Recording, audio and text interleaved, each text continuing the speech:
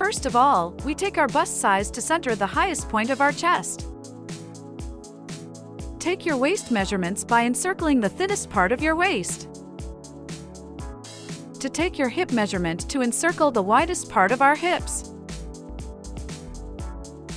To measure our bust height by taking the place from the peak of our shoulder to our nipple.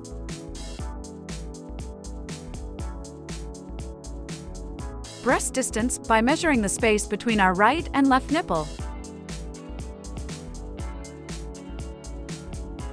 To measure your front waist length, take the thinnest part of your waist as reference. Take the distance between top of your shoulders to mid-range of your belly. For skirt length, again take the thinnest part of your waist as reference and measure until ground. Don't forget to wear your heels.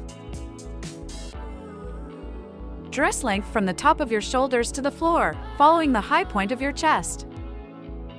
And don't forget to include your heel size.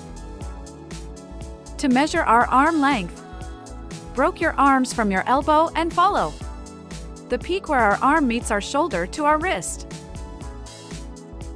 We measure our upper arm size by encircling the thick part of our arm. And we measure our wrists by encircling them in the same way.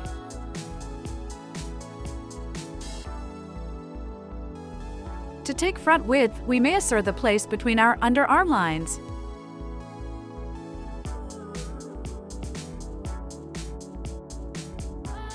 Back width is the distance between our underarm lines. To take the shoulder width from the top of our shoulder to coincide with the ends of our arm.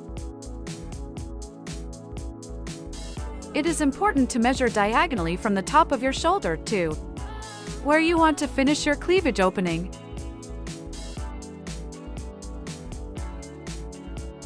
Now you have all measurements you need.